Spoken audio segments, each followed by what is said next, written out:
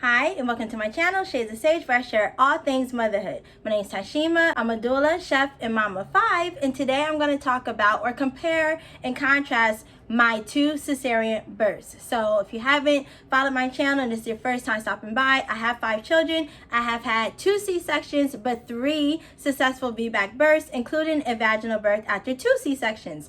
And so my very first birth was a C-section, and my 4th birth was a C-section. But I'm going to compare the 2 and talk about my experiences with both and my postpartum journey with both and all of that. Okay, so if you're interested in that, then just keep watching. Okay, so like I said, my first birth was an emergency C-section. So no, it was not planned, it was not scheduled, it was an emergency C-section at 33 weeks pregnant. So I was very preterm. I did not go into labor on my own. What happened was I had severe and sudden preeclampsia. Like it came on suddenly within like a day or so. But now looking backward, I could see the signs leading up to it. That was probably like a week or 2 weeks before I was like officially diagnosed with preeclampsia. Had to give birth immediately, pretty much. Again, I do have all of my birth stories on this channel, from my first all the way to my 5th, so you can check that out if you want to see exactly like all the details and everything like that led up to my C-section and my pregnancy and everything for my first birth. But like I said, it was not in my plans to have a C-section. When I was preparing for labor and delivery, of course, you know, I did like childbirth classes and how to cope with labor and all those things, but I was totally thrown for a loop for my first birth. And so I had preeclampsia, right? Came in basically for an ultrasound and things weren't looking good. They weren't going well. And they basically were like, you have to have this baby today. Like I was totally taken off guard. It was completely crazy and insane. But we did start an induction process. So it wasn't like I went straight into a C-section. So it was an emergency C-section. It did become emergent after a while, but we did start the laboring and the induction process because it still was my goal to have a vaginal birth. And at that point in time, like she had to come out. We knew she had to come out. Again, her gender was a surprise. So I did not know she was a girl until she was born, but we knew baby had to come out, but we had enough time to start an induction, right? So we started the induction. Things just weren't going well at all. I was on magnesium for potential seizures. My blood pressure was really sky high. And then what happened was my liver started shutting down, my kidneys started shutting down. I was getting sick and baby was not tolerating labor well. And so it basically became we had to get baby out now. We cannot wait to see if he will dilate any longer. I think I only got to like a 3 centimeters within maybe like a 24-hour process. We did the Foley bowl, we did the Cytotech to soften the cervix. We did all the things that you could think of. But at that point, I was just too sick and it was affecting the baby as well. And so then it became emergency C-section time, like had to have baby out. Now, throughout my whole like laboring process, I did not have an epidural placed. And because it became an emergency C-section, so it wasn't like, there are certain kinds of C-sections where it's like we gotta get baby out within like 5 minutes or so, and then mom is put under, right? Like she is fully sedated under anesthesia and she is not awake or, you know, coherent or like really present for the birth because she is completely under. Thank God for me though, it was not like as bad as that situation, because I do know some moms who have had that experience and felt like completely robbed of, you know, the birthing process, because you cannot remember anything that happens from that point. But because I did not have the epidural, I had the spinal. Now my experience with the spinal was excellent. And I do recommend to all moms, even if you're having a planned cesarean, get you the spinal, like bypass the epidural. Now, like I said, I've had 5 children. I have never had an epidural in my life. For all my vaginal births, I gave birth without an epidural, right? But for my C-section, because I had a good experience with the spinal, for my next C-section, I'm kind of jumping ahead of myself, but for my next C-section, I requested the spinal again, just because I knew what it was like. I was used to it. It really did not hurt. To me, it's kind of painless. Like you get that first numbing prick of the needle to numb your back or that general area before they hit you with the spinal. And it's not something that stays in your body, but the medicine does. But anyway, my experience with the spinal was good. It worked almost like right away. Like I could feel it work. I could feel my legs go numb and my lower body go numb. So I didn't have any problems where it was like, where I could like feel the cutting. I know sometimes that can happen. Like if you have an epidural placed for your labor and then it becomes a situation where you have to have a C-section, they have to get the epidural up to cesarean.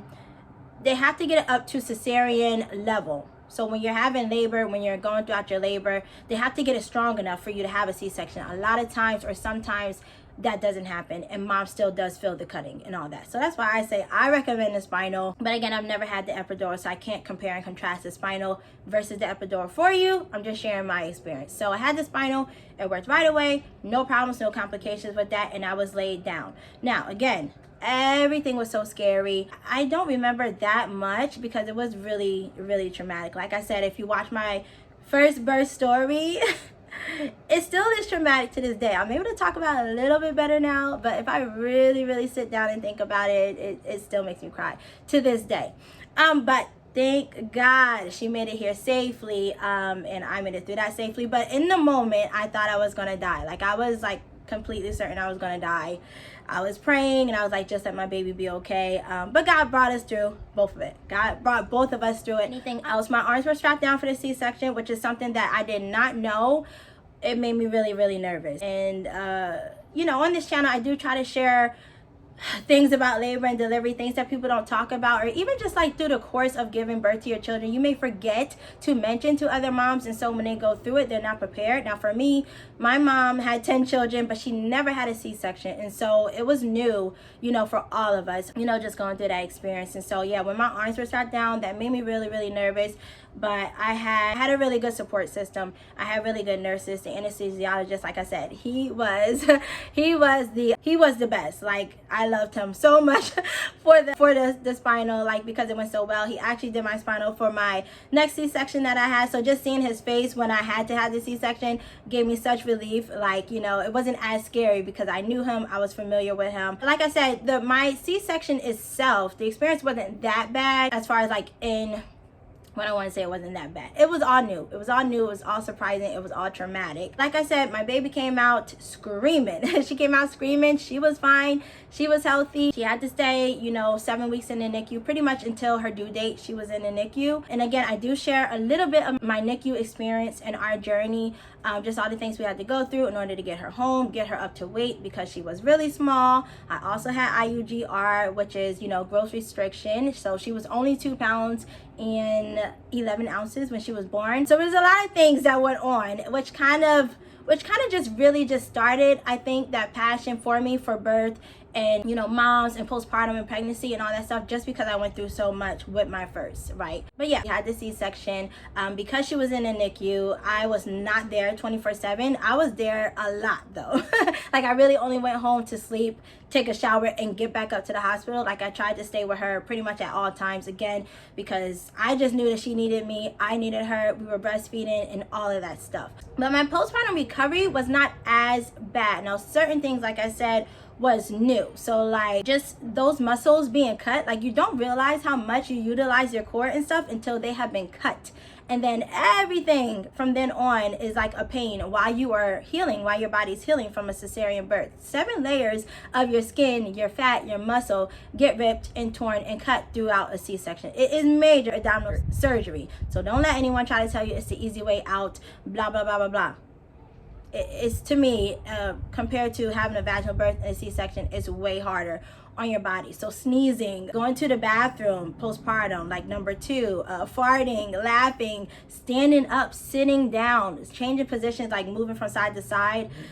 It is a lot. But for my first, because she was my first, and I got to go home and kind of rest and relax throughout the like postpartum process, it wasn't as hard. It wasn't as hard, I feel like. I was able to, like, I feel like, get that time and that rest. I did not have to go back to work, you know, right away. And so I had a lot of time to like allow my body to heal and all of that stuff. So yes, the birth itself was traumatic. The whole waiting to bring baby home from the hospital, that was also traumatic, and it definitely led to my postpartum depression at that time.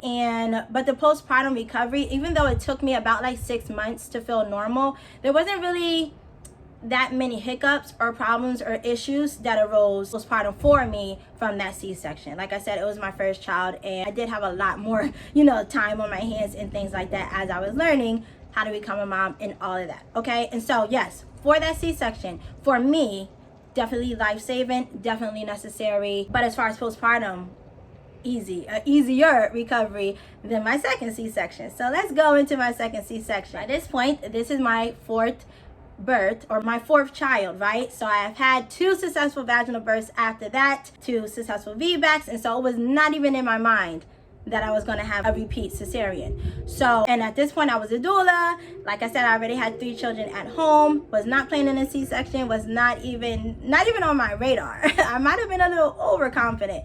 But what ended up happening is I already was like showing signs of labor, and my water broke, but it was like a slow leak. It wasn't like a recognizable break, at least not to me. My water broke from my 2nd, and that's kind of how I went into labor and, you know, gave birth to vaginally, had my VBAC. But for my 4th, my water had been leaking for a while, but we didn't know. So I went to an appointment, I went to an NST, and they, you know, measured my fluid and everything like that, and it said my fluid was low.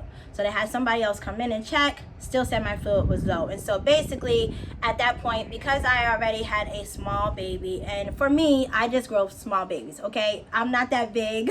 And, you know, my babies were always measuring smaller, even though they were perfectly healthy. And again, he was full term, another surprise gender pregnancy. So I did not know he was a boy, but I kind of suspected he was a boy. Again, you can check out my birth story and everything, because I followed my whole entire pregnancy here on this channel. So you can go back through my playlist, and if you want to follow me when I announced I was pregnant, watch my belly get bigger, and all of those things for my fourth pregnancy. Okay, but anyway, water was leaking. I met with the doctor, and the doctor was like, well, you're full term, baby's already smaller than we want baby to be, and now you're leaking water, so your water has broken. We recommend that we just start an induction process to get baby out, just because we don't want water to continue to leak, and then there's no fluid around the baby, and that can cause problems with the cord and all of those things, right? And so I went home, I thought about it a little bit, but I decided to go through with it. You know, I'm thinking I'm full term now, this should be a totally different experience than my first C-section. So, you know, we go through the induction process, and things are going pretty good actually for a while. I got to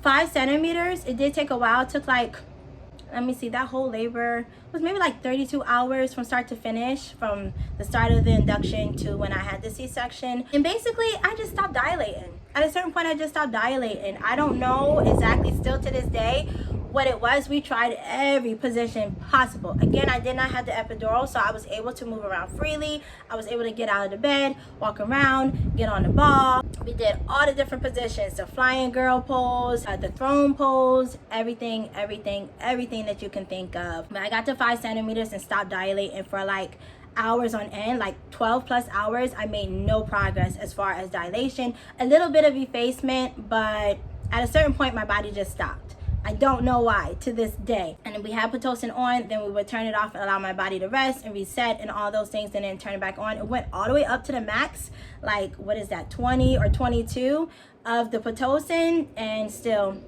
And then I could also feel in my body that my baby was not descending. Like I could feel that, you know, because I had 2 previous C-sections or 2 previous VBACs. There's a certain point in labor where you could feel baby like head right there, right? And I never felt that sensation. I never felt him get any lower. And I just kind of, in my mind, I knew as things kept going and I wasn't progressing that it might be a C-section. But I was able to labor until baby started tolerating, until baby wasn't tolerating labor well. And so once he started having D-cells, you know, pretty significantly, and he would recover, but they kept happening, you know, more frequently and all that, then we decided to go for it with the C-section.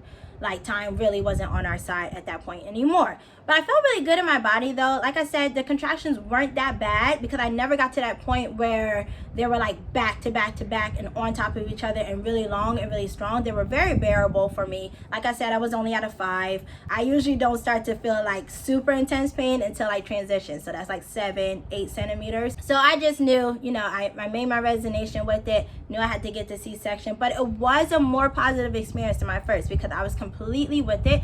I was healthy, baby was healthy for the most part. I was able to walk down to the OR. Like that's one of my favorite memories because I was, you know, I was still with it. Like I was able to do so much more than my first C-section. Like I was rushed down and no one could come with me, and it was just all these things. It was just so scary. But for my 4th or my 2nd C-section, for my fourth birth, but my second C-section, I was with it. Like, they cut off the cords and, you know, disconnected me and all of that. I walked down. I was still having contractions at this time, so it was kind of funny because whenever I had a contraction, we would have to stop, me and the nurse, you know, gather myself together and then walk down. But then, you know, got in the operating room, met the anesthesiologist. I requested the spinal. He was like, sure, no problem. I was like, thank you, that's great. And it worked perfectly like it did the first time. I felt nothing. I didn't even feel the tugging and the pulling. I forgot to mention that for my first C-section, I felt a lot of tugging, a lot of pulling. It was uncomfortable. It's kind of like something was sitting on my chest. And I just think because she was so small,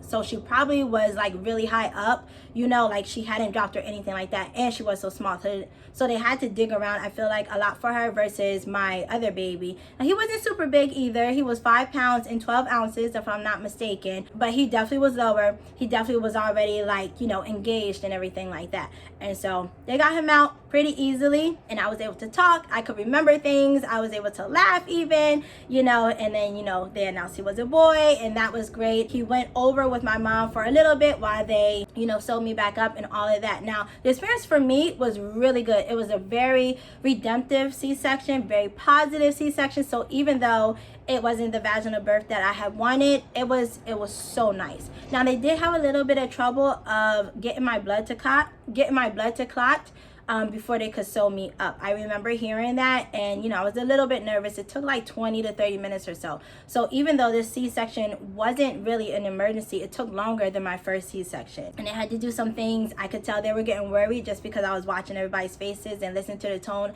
of their voices and everything, but I'm praying. I felt really good, so nothing like bad for me. I wasn't sick, thank God. I did not have high blood pressure throughout the course of my pregnancy or my labor, so I was not on magnesium. That's another plus for me. But they eventually got my blood to clot so that they were able to sew me up, and then I was wheeled back down to my labor room. They gave my baby to me immediately. He was placed on me, and we had that golden hour, which was truly a golden hour for me because the sun was coming up. I remember it so vividly, and he was on me, and it's just it was so amazing. It was so amazing because that was one of my biggest like sadness or regrets, I guess, about my first birth, is that as soon as she was born, she was taken away from me. I did not see her for hours afterwards, and it was just so much that happened that I really don't even remember. I think it was like midnight, 12 at night when I saw her. I think she was born at like 3. It was a lot, very traumatic, like I said. But for this birth, because he was full term, because he was healthy, because I was healthy, we were not separated like at all. I was able to put him on breast immediately, and it was nice. I got to go home with him like two and a half days later and come home, and it was just beautiful. Now, that's where the beautifulness stops. That's where it stops, because for my fourth postpartum journey, it was the hardest one of my life. And now when I think about that, which is kind of crazy because the emergency C-section, yes, that was traumatic, but postpartum, it really wasn't that bad. But for my fourth, it was so bad. Now that still makes me cry a little bit too, because I had a lot of complications postpartum that I did not expect, because again, it wasn't an emergency.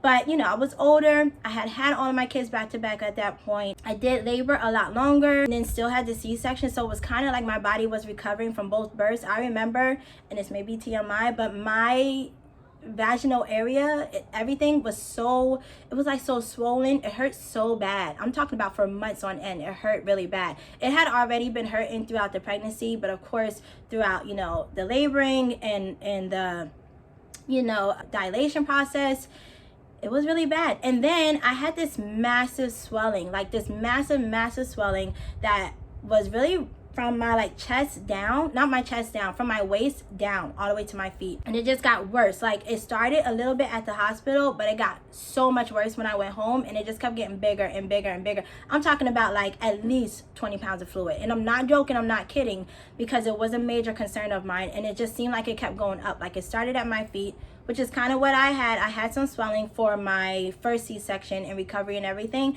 but it started at my feet, it went up to my calves, it went up to my thighs, it went up to my butt, it went up to my hips, and I was just so scared that I was going to continue to go up, and I was going to like pass away in my sleep. Like, my whole body would be swollen, and I would pass away. And of course, you know, I'm staying up at night Googling things, I'm reading this, I'm reading that, and it's just making me even more scared. I remember talking to my doctor about it, and they basically brushed it away and was like, oh, that's normal postpartum, you know, swelling, blah, blah, blah, blah, blah. course, if you have a C-section, you're on a lot of fluids. You're on, I was on Pitocin, I was on IV fluids throughout the course of my labor, and then afterwards I was on antibiotics because of my C-section, but it was just really bad.